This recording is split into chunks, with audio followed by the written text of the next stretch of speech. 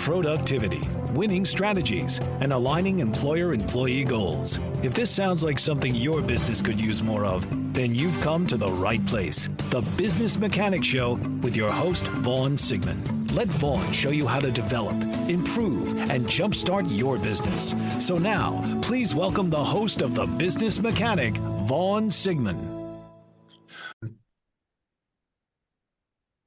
Welcome to the Business Mechanic Show. This is your host, Vaughn Sigmund, co-founder of Results Driven Leadership. We provide the knowledge, skills, and tools you need to advance in your career and business success. Whether you're just getting started or have been running a business for years, we've got the advice and tips that will help you stay ahead of the competition. All from real executives, not some trainers learned everything out of a book. We've been there and we've done that. And speaking of real executives, I'm again joined by my cohort, Eric Van Doren. Hey, Eric, Hi. Share with everyone what we're going to be talking about today. The cool thing with that is, Vaughn, is it's about superstars. Superstars. We love superstars, don't we? Absolutely. Yeah. It's really about how to help superstar employees fulfill their potential. Boy, what a great word that is. Really, what to do with high potential employees that you don't lose them and you can grow them. Is their core challenges, what they're going to have, what areas of development these guys need, what must they address as they climb the career ladder that you and I have done for those number of years we worked there. We have insight on that piece because we lived it.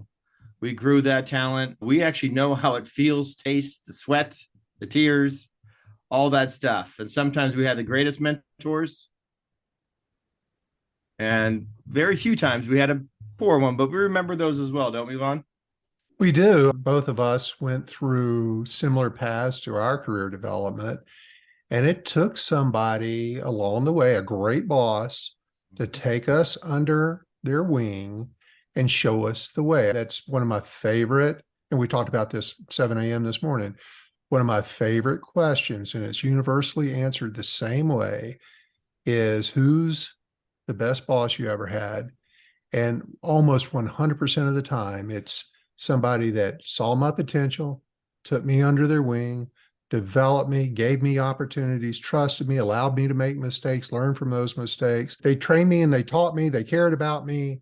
And that's, you and I were both high potential employees. We saw that and leveraged that and helped us launch our careers. And we were talking about this guy last Thursday. If it wasn't for Dan Reardon, I don't know that I'd be where I am today. And before that, there was Larry Painter and Ted Boswell. In fact, I'm going to go see Ted in a couple of weeks. He and I worked together for years, but we've stayed in touch 40 years later. That great boss that Ted was, who did all these things for me, and I've replicated for dozens and hundreds of other people in my career because I saw the value of it. My company needed me to do it, so I did it, and I enjoyed doing it. There's a lot of self-satisfaction out of this, and I know you have a hell of a reputation for doing it and a skill set.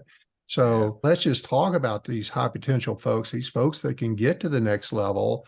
What do we need to do with them? Or how do we make sure they really are high potential? High potentials, for sure. Being created in that space of trust, they allowed us to do it. All those people, I've had several other people as well. My dad, obviously, was one of my first mentors, right, in the Vans business. And Van shoes. Van shoes. And that allowed us to have that trust, true impact of giving feedback. It's really recognizing and nurturing high potential employees, analyzing, really understanding their best leadership practices, our approaches that we went through, and necessarily for success to make sure that, hey, this is what you need to make. This is where I'm going to get you. We're going to keep it honest and fair. We'll share insights, as we said today, with our experience and study. These insights will determine how executives like you and I and people we've had before, business owners are out there listening and say, how do you recognize it? Managers are assist their fast-paced track employees. It's really fast. It's really a fast break kind of thing like the Lakers in the 80s, but it's a fast track employee. You want to make sure you get out there and it's called showtime, right? You get out there fast and you make sure you shape and design and implement those type of pieces for them so they can succeed. So What we're going to talk about, as we've been around for a number of years, we've created these pieces from our live experiences. And it's really 5 things that come down to some of these pieces, Vaughn. It's leading teams, what you're looking for, leading change, super important because that's ever changing, as you guys know. Leadership style, everyone has their own. And then leading at a scale from a smaller place to a bigger place of doing more and more employees and keeping it the same type of thing, but having those other people underneath you to grow your part of it. And also, you're not going to stay employed unless you have what, Vaughn? What do you need to have? Driving results. Yeah. You Gotta got to drive have some those. business, baby. You got to have those. So again, more than 30% of high potentials cited for leading teams is the core challenge. So as most people say, I need to know what I do with these guys, how to identify them, and how do I push them along. That's almost a third of people are having issues with that. With teams in silos in this day and age of post COVID, during COVID, still treating it like COVID. People in that office, not in the office, they're on Mondays, they're off Wednesdays, really growing the complexity of global teams, leading them to be significant challenge of high potentials, harder to touch them on a daily basis like it used to be. That's for sure. So you got to stay in touch with these folks. The face-to-face works for sure. The Zoom works. It's really going to give you a lot of information today for getting their growth and development is really an organizational objective. It's got to be one of your top pieces to grow these folks, right? And it's clear there's no easy answer in this life about this piece, but we'll discover and create solutions to reach successes for them. And that's really important. Men and women may grapple with similar leadership issues. I know for myself, I at the beginning of this seemed to struggle with the management style, particularly early in my career. I described a challenge myself that I tend to be overly directive. That happened because you want to get things done. You give a boom, which can make me come across as a dominant type of person. And sometimes with my background of a family business, maybe too parental at times. I don't say care too much, but maybe cared a little too much about everybody's things. I just wanted to make sure that I want to be respected at the time when I was growing in this piece, to be a people person around me, to be driven encouragement rather than in fear, because I really thought that was important. Such concern as well as versed among many of my cohorts in the retail world. Striving for success while maintaining workplace harmony was a hard thing for me to understand. But luckily, the journey from individual contributor to a team leader, it was really tricky for me, being a person that was amongst peers and then had a group of other retailers as well, the DMs and then regionals.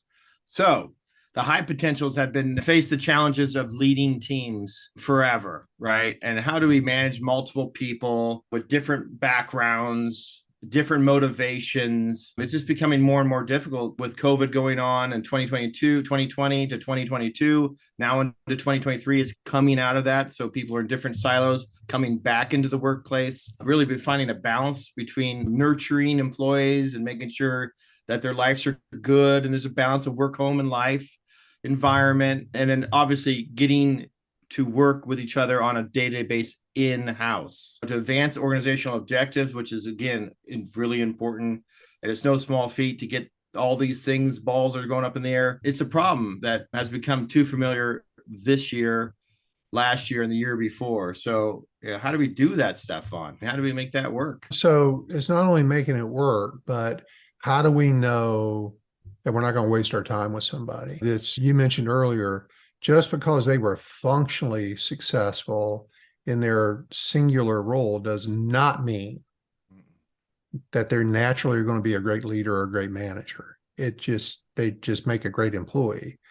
So one of the things you have to look at is this individual someone who can develop into leadership. Some can and some can't. It's all trainable, but you got to start with the proper raw ingredients. Yeah. So the first tip to helping you to help your superstars is to make sure they have leadership ability. And the easiest way I know how to do it, and one that you and I have used many times, I've used it for over 20 years, is a DISC assessment. And if you use DISC, you give them a DISC assessment to confirm that they are, in fact, a high potential employee, that they're a good fit for your leadership role. You work in this objectivity. It's not just your opinion, your feelings. It's not how good they are as just an individual contributor. It gives you that third party objectivity to determine if your gut is right. Is it really a high potential person you're working with? Because you do not need to be spending time trying to force a square peg into a round hole. Does make them a bad person, just makes them not leadership material. So DISC can be a very valuable tool for confirming that this person is a good fit, that they are a round peg going into a round hole. Amen. Let me talk about some of those steps. And first of all, for anybody listening to the Business Mechanics show, that haven't heard me go on about my love and appreciation and what a great tool DISC is, it's a personality assessment that's used to identify an individual's behavior style, if you will. And the tool categorizes individuals into one of 4 behavior styles: dominance, influence, steadiness, and conscientiousness. And here, so let me give you just some ways that you can use that knowledge to identify and help you grow high potentials.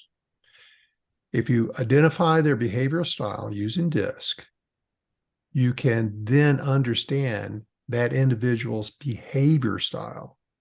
And that can help you tailor your approach, because it also tells you their communication style, how they receive information the right way, how they're going to receive and retain information. You can then adapt your approach to perfectly fit their needs. You're also going to be very aware of your own behavior styles and who that works with best naturally, and where you need to adapt it in order to get your training and mentoring and direction across.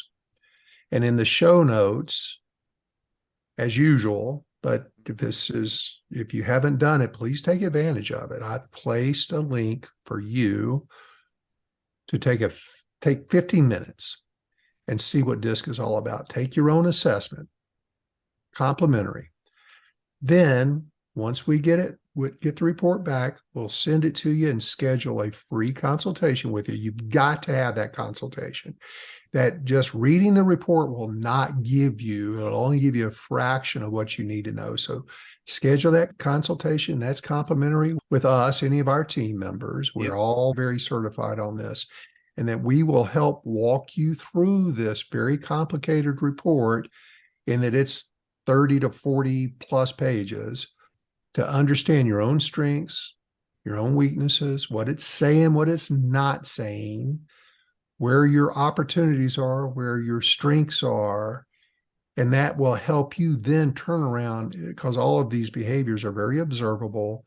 Then you can recognize whether someone else with you is a job fit or not, or have them take a DISC. We'll get that for you, no problem. So down in the show notes, click on the link and take your own free DISC assessment, see what it's like, schedule your consultation with us. And it's going to be a game changer for you, because if you use the DISC assessment to determine, in this case, high potential employees, it's going to help you understand their strengths, communication style, potential challenges. Forewarned is forearmed, and what their challenges are going to be in a leadership role. So you'll already understand whether they're going to be a good fit in your leadership role. Just because they're a good leader in a particular organization, or does not mean they're going to be a good leader in another organization. Just because they're a good leader in a particular department doesn't mean they're going to be a good leader in another department, based on the needs, the strengths, the natural strengths that go along with the needs of that department, that team. So you can compare behavioral styles to leadership requirements, but that's going to require you to identify, stop and think, and understand what success in that leadership role is going to look like. And for example, I talked about DIS and C, dominance and influence, the D and I. Those people tend to excel in leadership roles because they're decisive and they can inspire others. They get stuff done. They have a high sense of urgency, creativity. They work through people very well. That's typically the profile we're looking for, but not always. Depends on the situation. So you can compare your high potentials to the requirements of that particular job. That is so important. That's priceless for you making a good decision. And again, like I've said 2 or 3 times now, is it really worth putting an investment in this person? Your investment in developing them. You don't want to put somebody into a role that they're not fit for because it's going to create damage. It's going to create doubt in you that you can't, that you're not going to be able to develop people, or you just don't have anybody that you can develop into leadership. This is a first very inexpensive step to make sure that this is a good choice. A must. The second step of that is let's benchmark that role. So if you've got somebody already that is a successful leader for you, or this person might be replacing that, let's get a disc on them, on the existing person or in your best person. And then we'll use that as the watermark for the next person moving into it. And if they're opposite, if somebody is opposite in their behavioral style to an existing successful person, we need to talk about that. That needs to be a consideration. That's a little bit of a flag. But you've got to determine those benchmarks. And how do you determine the benchmark? They got to complete a DISC profile, because it's going to include their communication style, decision-making abilities, adaptability, conflict resolution. And so you compare this high potential DISC to your existing managers, and that'll be the ones that are most effective. Maybe you even compare that to your own. If you're a small business and you're trying to work on a succession plan, somebody to take on more of your responsibility, compare it to your own. You know what you're successful at, what you're good at. And if you want them to take part of your job, DISC can tell you that. So administer this DISC. It's going to help you understand behaviors, strengths, weaknesses, and it's going to give you insights into their natural tendencies, because we're just who we are. And then you're going to compare those to your benchmarks. And it also allows you to, once you understand all that, how to identify their areas for improvement. Now I know what I need to work on rather than guessing. Gives you very clear understanding of where they need to improve in order to be an effective leader. Yeah. Again, they're going to have some natural strengths. They're going to have some very natural weaknesses. And we've got to compare that to the benchmarks. We've got to make sure that they can be, if it's a role that requires being decisive, a benchmark for decision-making skills is high, like they're a high D, but if they happen to be a high S or a high C, those folks are very indecisive.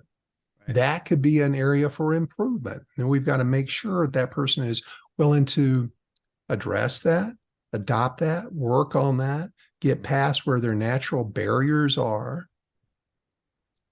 That's better known as targeted development. And using those insights, using that DISC assessment and benchmarking the process, it's going to help you plan and focus on building the right strengths with the right people, addressing the areas for improvement in relation to the benchmarks. If you have them, you certainly have them in you, and then you can monitor the progress. And in monitoring this progress of your high potential employees, you do this over time. You use the benchmarks to evaluate how they're doing. You can make some adjustments in what your developmental plan is for them, what assignments you're giving them, what items you're delegating to them, and just use that as the tool that it's made to be. It's so great in helping you provide the spot-on targeted development to support their growth. And by the way, as you develop people, you're developing yourself.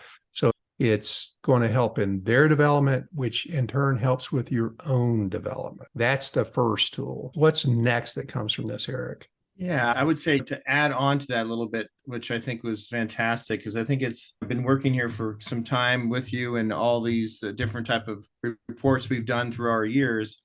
I think it's a time saver. It allows you to find that you said target. I kept on thinking of Waze. Before Waze, we had to look through the little books for the map to see where we were going, what the address was. Can you imagine doing that today? Forget about it.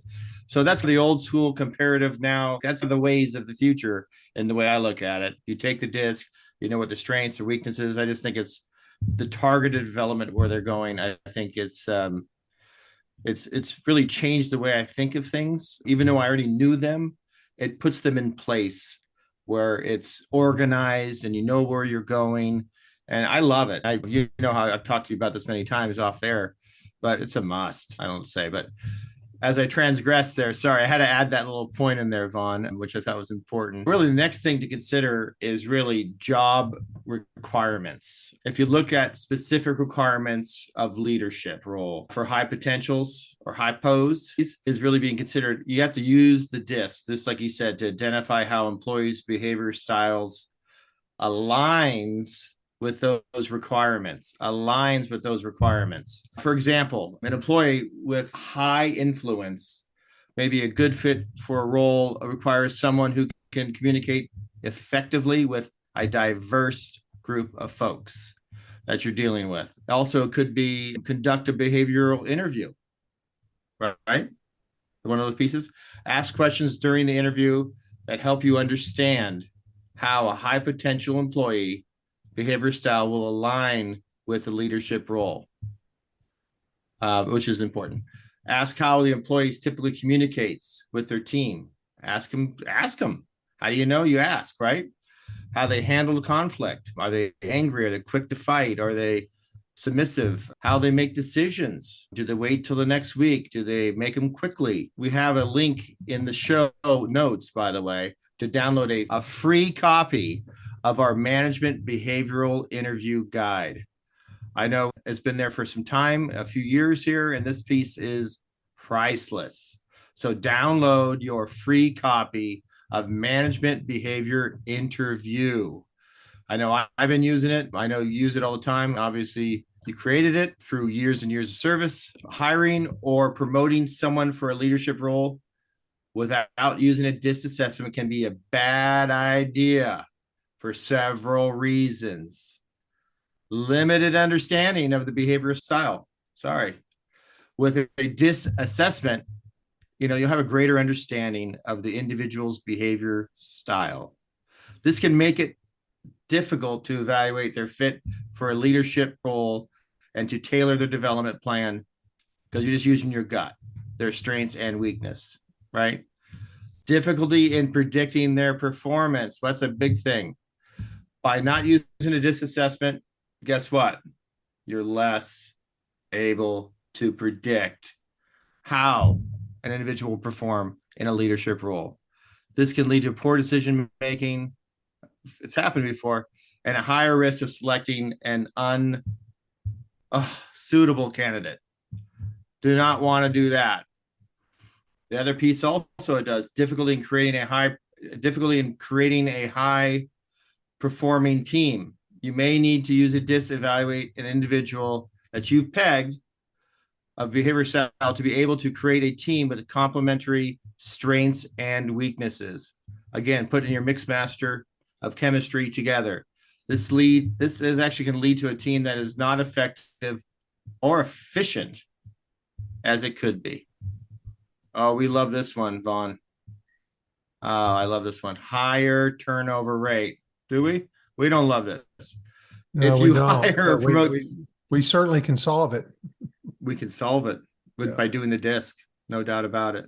If you hire or promote someone for your leadership role without using the DISC, you're going down a road and not using Waze to find that they're not good fit for this role, leading to a higher turnover rate, disengagement, reduced productivity. We've gone through this a million times. If you don't pick the right person, it's going to be tough.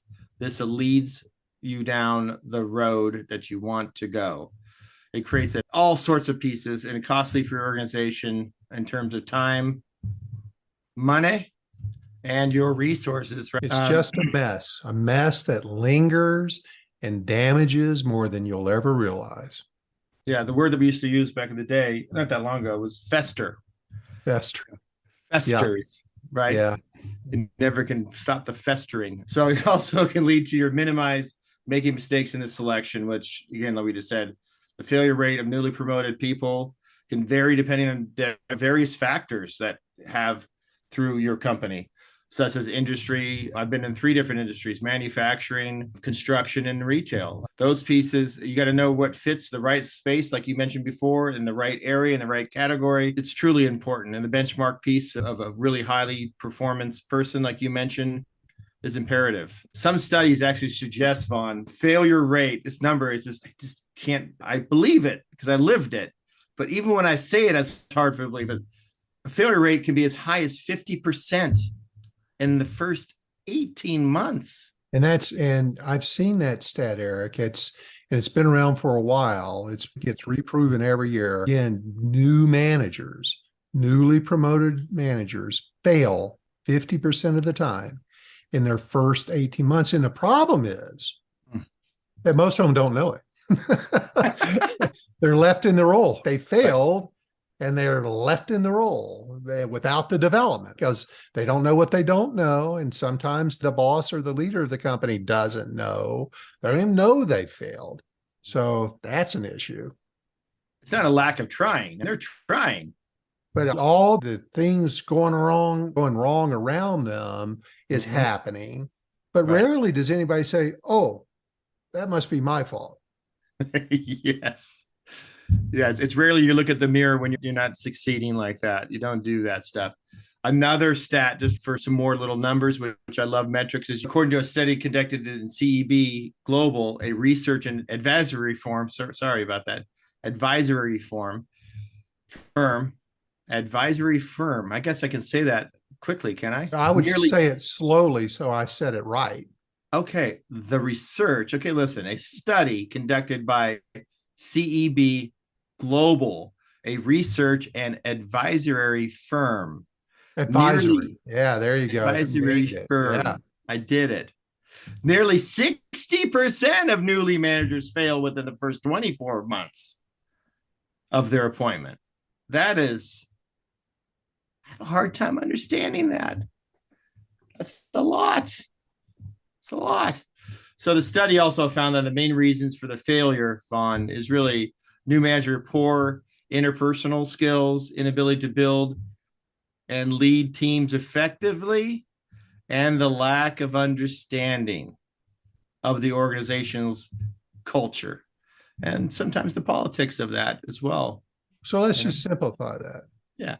Nobody trained them how to be a manager, no. Which is interpersonal skills, how to build or lead a team. They don't have an understanding of how to do any of that. They don't align their role with the company's culture, or they may not understand the need to understand the politics within an organization. But nobody's developed them in that. So they go out and they just do it however it comes to them. And you get to deal with the aftermath. Yeah. It's the old throw the badge and say there's a new sheriff in town, and here you go. Good luck. In the wrong spot. So it's important to note that while failure rates may and can vary through those percentages, organizations can take steps to mitigate the risk of new manager failure. This includes providing proper training and support, setting clear expectations. Oh, we talked about it today in the call. We had a call this morning. Setting clear expectations is one of those pieces that everyone's on the same page. And I saw a lot of light bulbs go off in the call today. And it was nice to know that, because that right there, clear expectations could be very damaging. Ensuring the new manager's behavior style and strengths align with the role's requirement. Oh, I can't believe that. What other ones do we have on that we need to showcase today? We've talked about a lot of things using DISC. I'm gonna stay on that same favorite topic because it just gives you so much insight. Are you missing developmental opportunity? I mean, you don't know what you don't know. And if you've been working with somebody for a while, or maybe you've just hired somebody and they're doing a really good job at whatever they're doing, you need to use a DISC to identify what their strengths are. More importantly, what their areas of improvement are. what those opportunities are. Again, forewarned is forearmed. Don't want to make mistakes. And that way you can, once you understand what their opportunities are, then you can evaluate, you can gauge, you can measure how somebody is growing into their potential, how their behavior style is going to impact their potential growth. And again, I firmly believe that we can train just about anybody to be a leader, but they have to be in the right role to be a leader. Not all roles are the same. It's not a one size fits all. And it's going to be a 100% fail rate if you try to put the wrong behavior style into the wrong role that does not fit them. Yeah. Be smart up front and know that. I'll just give you another example to try to be clear on this. If it's DIS&C, the C stands for conscientiousness. So if they are really high on conscientiousness, they're going to be focused on details. And they may need to work on delegating, because high C's tend to want to control things because of their need for accuracy and completeness and perfectionism. And so they have a very difficult time of delegating tasks. That does not make for an effective leader. But if I know that this person is going to struggle with delegating, there's going to be a real need for them to delegate in the future. I'm going to focus my efforts in helping them understand how to delegate, get them trusting of others, give them the insight to make those steps to be a better delegator. Just using DISC to assess your high potential folks, their behavior style, comparing it to the leadership requirements of that role. And let me just back up to this conscientiousness. You cannot put them in the wrong role. You cannot take a high C who may be really good in an administrative task, yeah, and put them in sales. They will auger. They will nosedive into a gigantic hole in the ground, because sales requires a lot of trust, a lot of delegating, a lot of quick on your feet, quick decision making. And high C's aren't very good at that. In fact, it's impossible for them to do that. So they may be a great leader in an administrative role. If they're like leading an accounts payable team or an auditing team, they're going to be great at that. But you can't put them in a customer service role or leading a customer service team or a sales team or something like that, because they're going to be horrible at it. Yeah. So that's where you need to do your behavior interview. You need to evaluate them with a DISC, understanding their potential, and confirm whether they're a good fit. So right now, y'all, if you either want to make sure you're a good fit for your role, let's do the DISC assessment. Let's talk about it. We can talk that through. We do it multiple times a week with folks. And it's just a free offer that a lot of people take advantage of. You should too. I talked to a guy just a couple of weeks ago that was in the software business. He was in the quality assurance. He wanted to know where his career should go. I talked to him for about an hour about how he's the perfect fit for where he's at.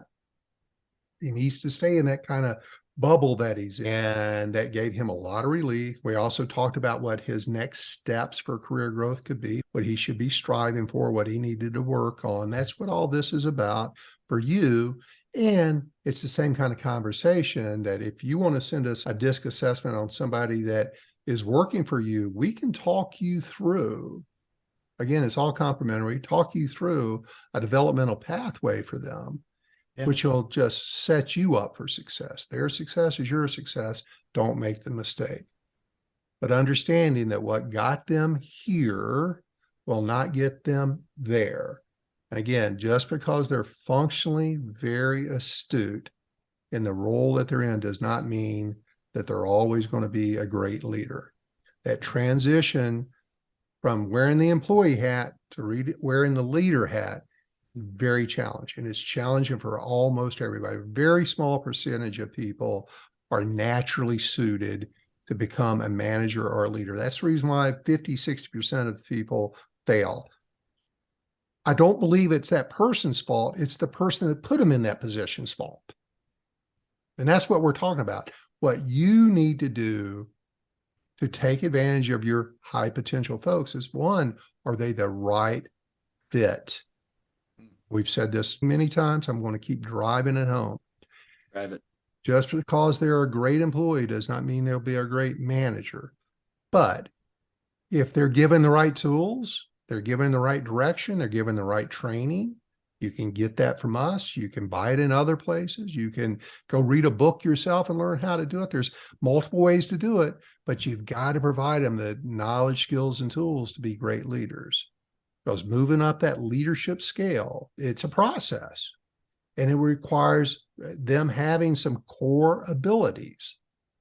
And some of these core abilities, how to hire people, how to be inspiring or motivating, how to be strategic leadership, having effective communication styles, and including how to have difficult conversations. Very often, managers fail because they're either unable or unwilling to have difficult conversation to give their direct reports feedback or course corrections or improvement in their performance, so that poor performance just lingers. And the manager fails, you fail because the manager's failing, and most importantly, that poor employee's failing.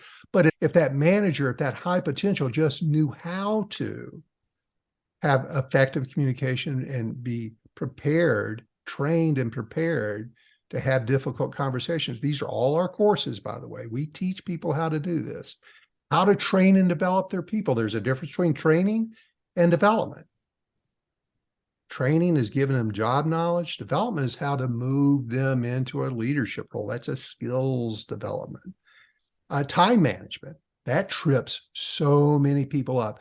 Eric and I spend so much time talking to executives and managers and business owners because they're overwhelmed, they're stressed out, and we've got to bring them back to the time management. They're always slapping their head saying, "Oh, that's right. I've got to use the Eisenhower box. I've got to remember how to prioritize. I've got to write things down. I've got to organize myself." It takes a lot of time and a lot of discipline to be good at time management. Nobody gets it the first time, but just because they were good at time management in a small role does not mean they're going to be good at time management in a larger role. No. But so and just to repeat, it's what we've seen through the years is they don't know how to hire. They don't know how to motivate or lead people.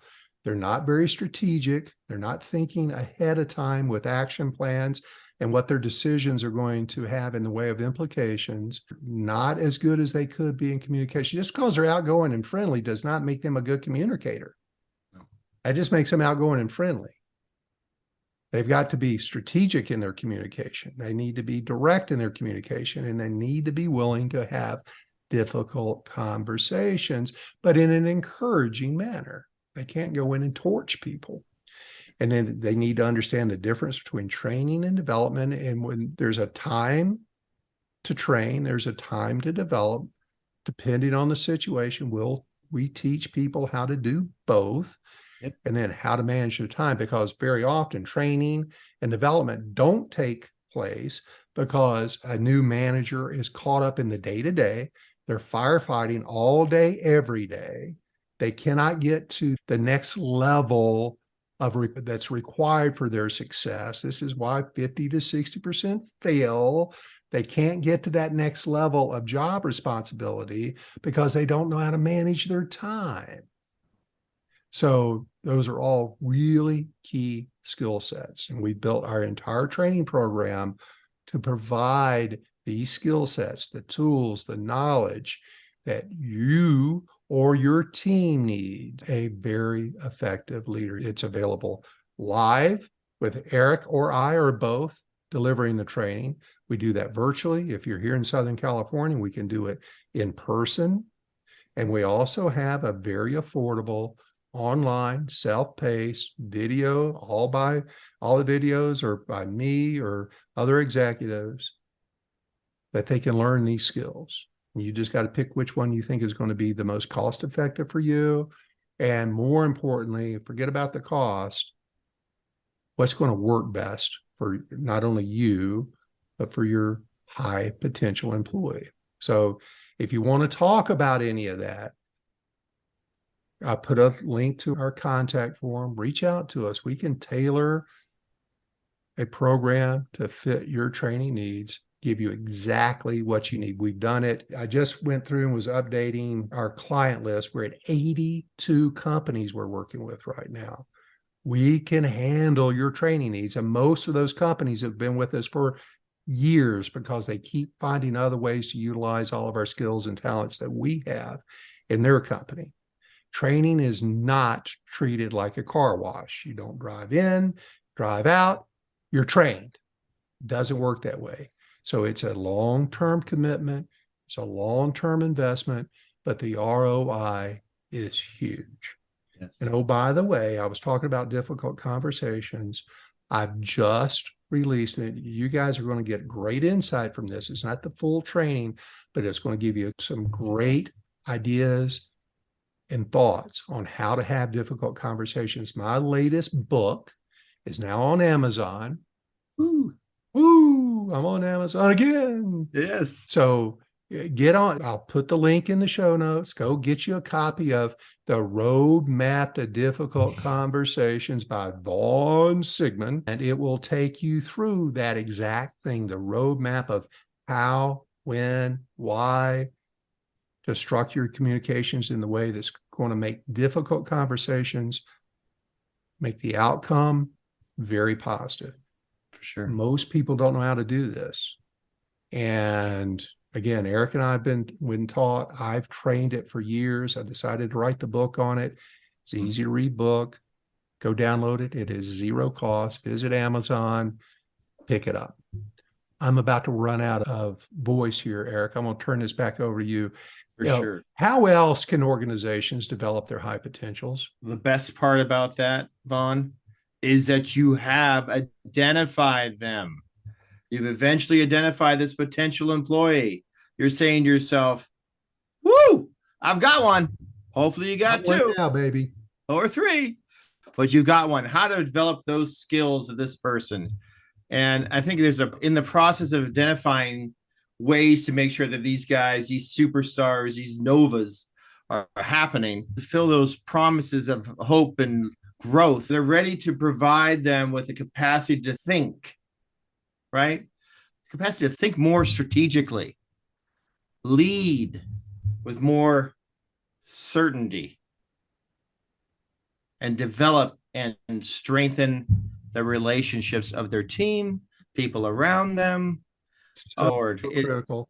When it starts to happen, most managers don't realize the value of that. Oh, and when that starts to happen, we don't have anything that we talk about as magic, but that stuff becomes magic. When those things start to unfold itself and it's clear where you see this person starting to grow, these three key priorities really the organization should consider when they seek to maximize their high potential employees. Examine high potentials for specific abilities to help them develop. What does that mean, Vaughn? How do you they may have experience in managing maybe a team, maybe they're a lead, managing two or three, they're leading a tiny team. Right. That is a arbiter to potential and success in moving up the management scale. But now they're going to have to likely move to a larger team. And that it's that next step. It's moving from the minor leagues to the major leagues where so many people struggle. Yeah. I think and that's where, as the boss or as the leader of that high potential it's really where you're in there. That's that gray space that you need to be in there to motivate them, have that safe and trusting spot for them to grow. When high potentials move up the leadership level, I've done it a couple of different times. I know you've done it a couple of different times, big leaps. They must establish the conditions to allow the team to function effectively without their presence. You can't touch it all, people. You cannot touch it all. You got to be able to delegate. You got to be able to follow up. It's really 5 people, 8 people, 10 people, 20 people. You had 3,000 people. I had 1,000 people that we were in charge of. Yeah, but we touched 3, 4, 5, 6, 10 people a lot to touch the other people a lot, but you can't Well, touch all 1,000. Okay. This means establishing leadership mindset protocols to reward positive behavior while fostering sustaining healthy and vibrant environment. It's really setting up the framework that encourages team members become less dependent on their boss and more decisions with some autonomy. You want some autonomy in life. You want these people to make decisions effectively, decisively. and the whole definition of being a salaried, it's the basic description or requirement for somebody to be salaried is their ability to make independent decisions and discretion. And independent discretion and decision-making skills. That's how it's worded. And so if you use that, am I training somebody to be independent? They don't need to talk to me about making decisions. It takes some time. They've got to earn the trust.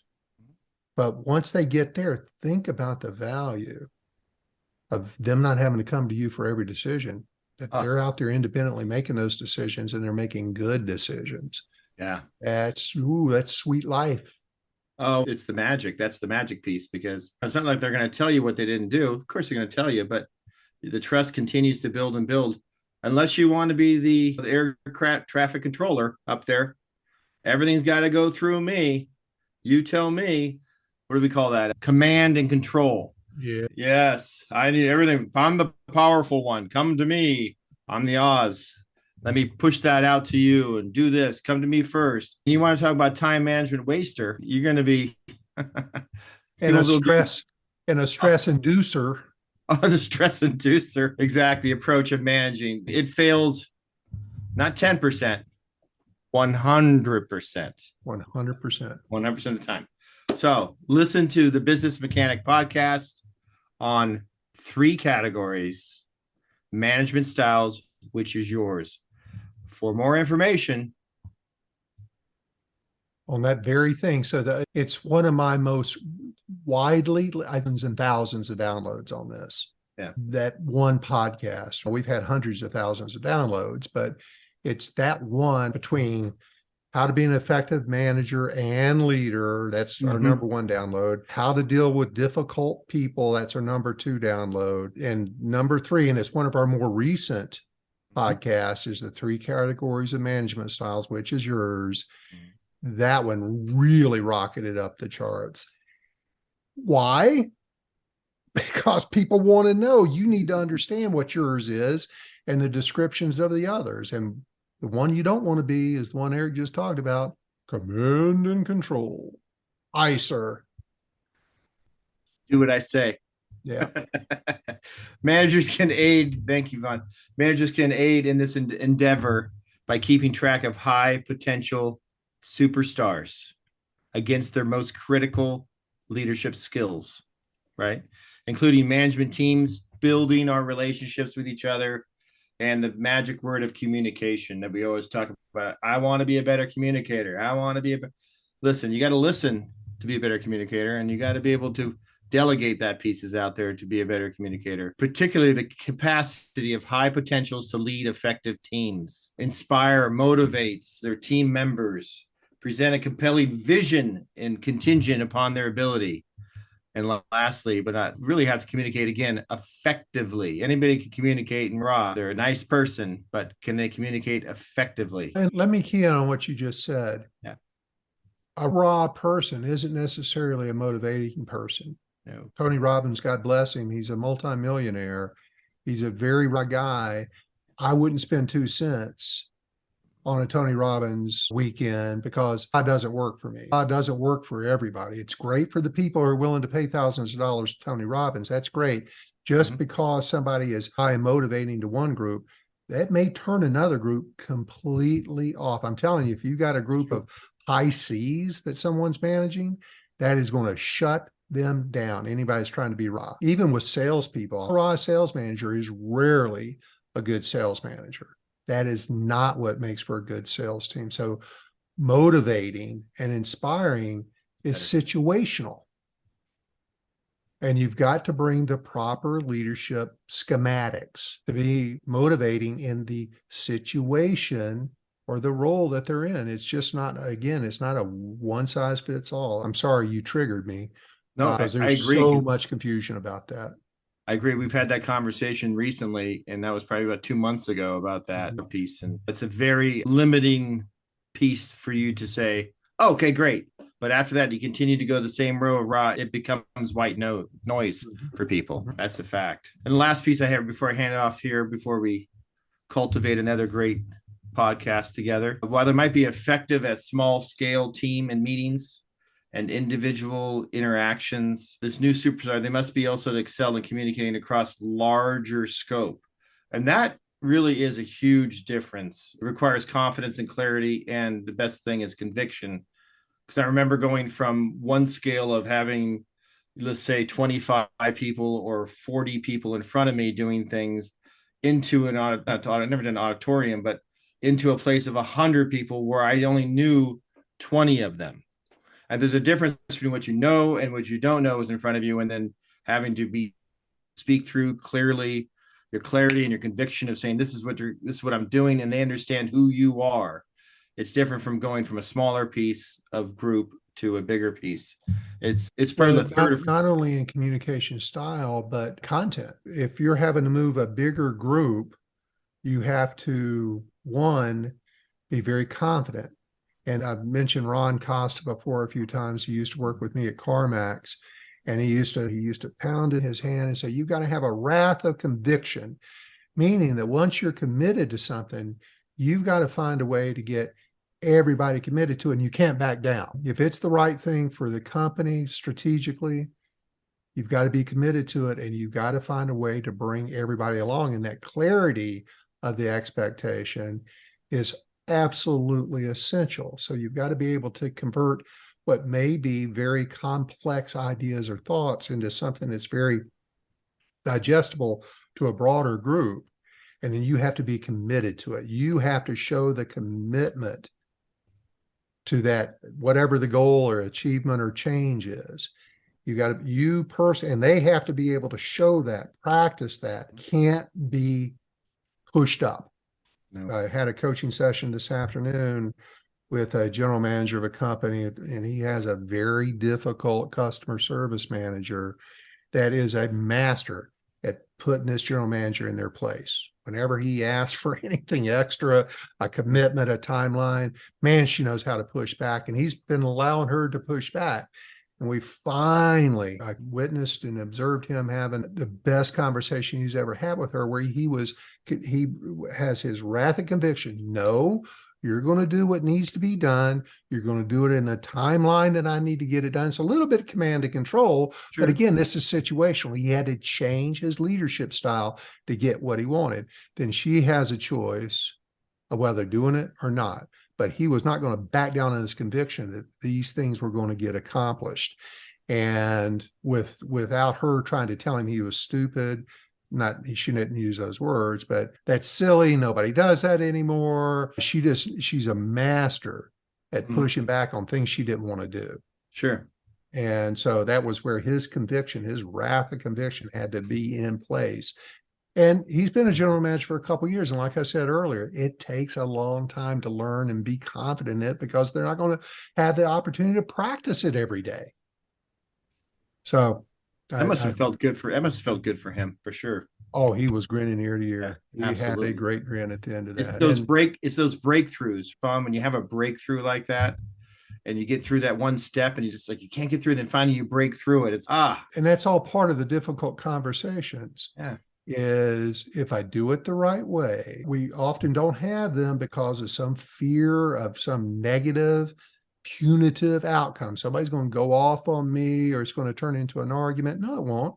Not if you approach it properly. And in the book, I tell you or share with you how to not turn it into an argument, because once somebody starts arguing, it becomes nobody listens anymore, essentially. So you got to avoid that. How do you avoid that? Give you the steps in the book. And this general manager, I almost said his name, but I shouldn't. This general manager today who had this horrible catastrophic mindset about if he was too harsh and too direct with this person, it was going to turn into a disaster. He found out she turned into a pussycat.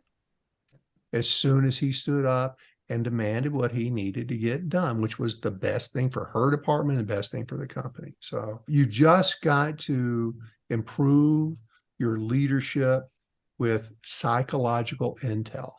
Yep. And as you advance through, as they advance through their profession, you're going to have to rely on each other to complete the job. And that requires trust. And it's going to require trust and support in both directions. And that is about emotional intelligence. That's so much of what is in my book on the roadmap to difficult conversations is emotional intelligence. It's having empathy, but it's also self-awareness. There's the two fundamental elements of EQ, or emotional intelligence. It's crucial that not only you have it, but your high potential has to have it. You have to have seen it in action. They have to be able to display that. And numerous research studies have found the connection between self-awareness in leaders and open and supportive environment, that they're very productive. They are very productive. So therefore, programs and activities that help individuals, high potentials, or the people on their team, to improve their self-awareness, understand the perceptions that they create through their actions and words, how they inadvertently create bad perceptions, how they can manage their way to better perceptions and respect and trust. And that is accomplished through feedback. And you've got to provide them that feedback. Yeah, maybe you need to give them a DISC assessment. Maybe you, like I did with this general manager today, we role played for 30, 45 minutes before we had the actual conversation. He felt practiced and ready to go in, and he nailed it. He nailed it like a carpenter. And it was worth the investment to get him ready. Now he's going to be much more comfortable if he ever has to do it again. And maybe you even you do a video recording of somebody to help them understand how they come across. So alongside self-awareness, empathy, that's the foundation of the ability to deal with conflict. We're always going to be faced with conflict, just like this general manager was, that he had a direct report that was creating conflict with him. Yeah. And when you take and are aware and able to manage this conflict, guide employees, inspire and motivate others, that's essential for your company, for your team to be cross-cultural, cross-functional, and effective. But despite the virtues of empathy, empathy is often the result of an excessive focus on the results and accomplishments. In contrast, empathy decreases when one progresses in the hierarchy. As I move up, I may be really empathetic with my small team or to people that don't report to me. But as I move up that hierarchy, as I get more and more responsibility, believe me, study after study has shown that person's level of empathy declines. But it's declining when it is most needed to advance. You need to have more empathy or emotional intelligence as you move up the ladder. If you're going to be a leader, you have to have a level of empathy. And without that in your decision-making, your communication style, you're going to be spinning your wheels a lot. Many believe that empathy is a trait, that you either have it or you don't. I happen to disagree with that. I think it's something that can be developed. Is it 100% of the people that it can be developed in? Nope. But there's a lot of people that we've given the proper training, just like we provide them. It takes work, but we can change their behaviors. We can increase their awareness. We can give them the tools and the practice to become more empathetic, thus a more effective leader. And again, back to the DISC, it's going to tell you whether they can or cannot. Whether they can, not whether they do, whether they can develop to this essential skill. One, for example, active listening. A great leader is a great listener. And in order to have difficult conversations, you have to be able to listen and show genuine concern. That's empathy. If someone is nothing but a battering ram and they're just get it done, command and control, like you talked about earlier, Eric, they're going to have a very difficult time leading people. Will they get things done? Yes. With a high level of turnover, disengagement, sloppy work, people not caring, they'll get it all done, but it's going to be messy. Yeah. So you've got to be able to help your folks, especially your high potentials, create and understand how to create a positive mindset for learning. They've got to be coachable.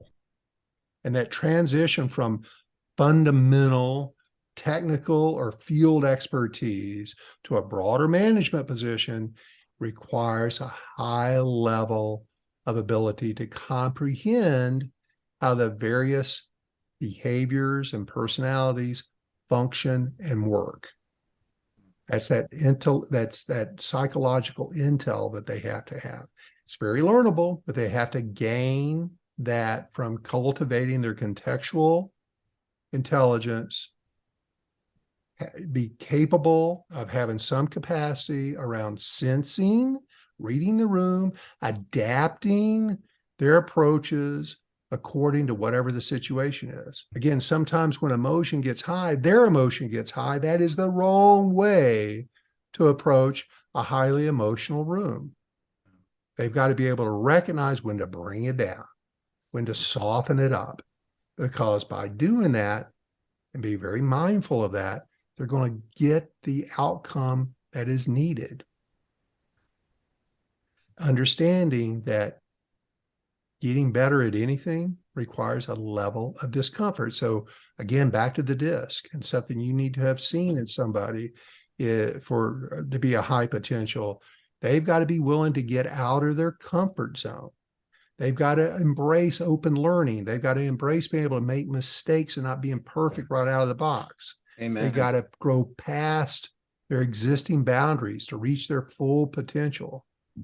And if you as a company owner, you as an executive, you as a manager has somebody on your team that you want to nurture and develop, create a learning mindset for them, you've got to create an atmosphere of safety, curiosity, risk-taking, exploration. And they can support this by promising that they will work on it. And then you see them working on it.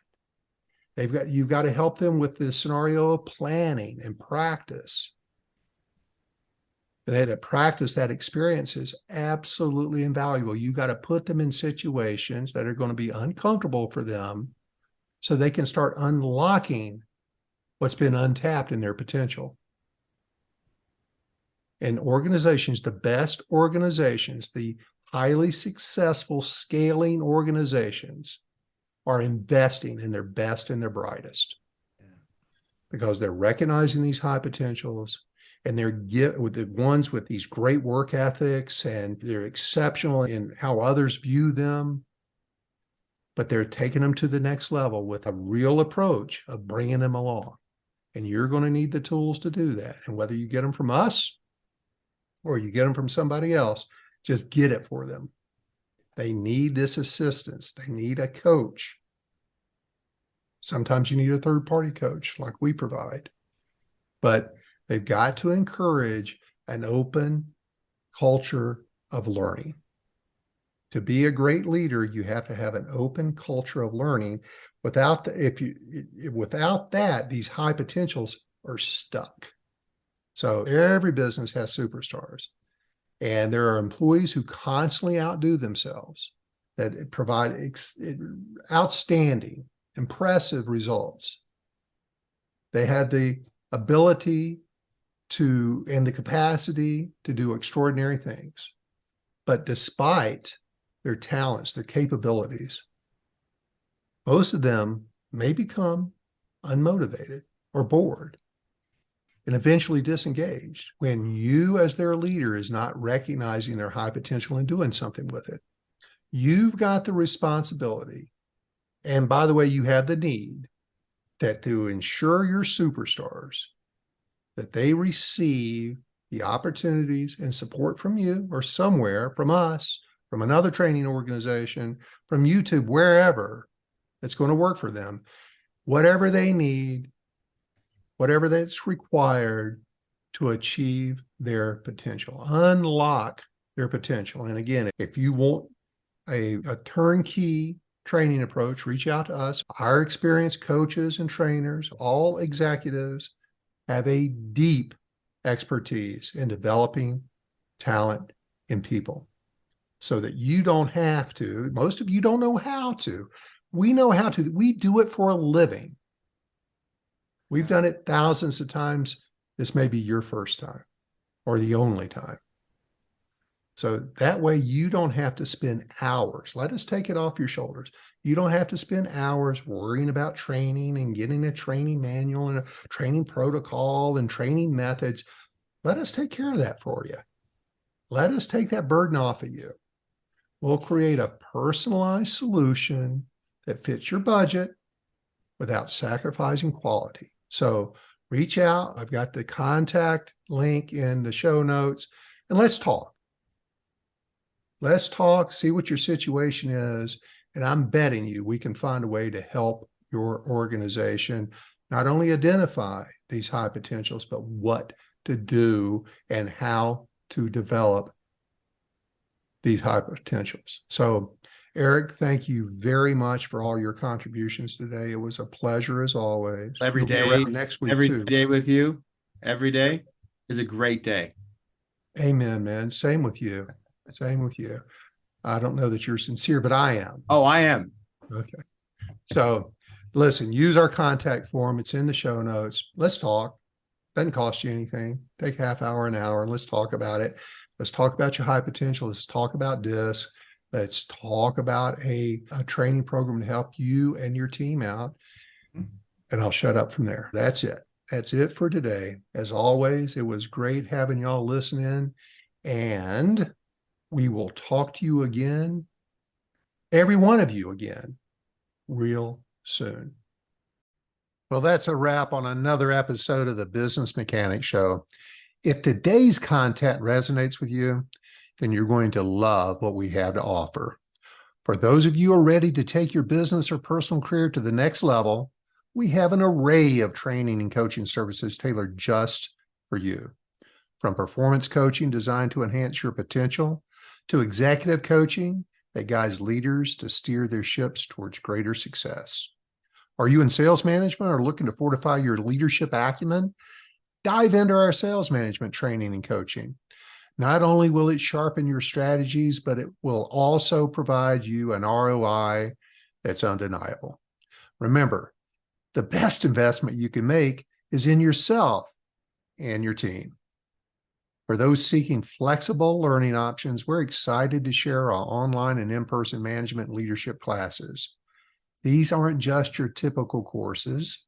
They are meticulously crafted, ensuring that they align with your unique needs and aspirations. And the best part, prices start at just $47 per month, making top-tier coaching and training accessible for everyone. Your growth, both personally and professionally, can have a ripple effect, the one I call the transformational triangle of change. The skills you learn, the perspectives you gain, and the efficiencies you create can translate into increased revenues, more cohesive teams, and an enriched company culture. So why wait? The potential ROI on this investment isn't just in dollars, it's in the progressive future you're carving out for yourself and your organization. Thanks once again for tuning in. And remember, every business needs a tune-up every now and then. Let the Business Mechanic Show be your guide.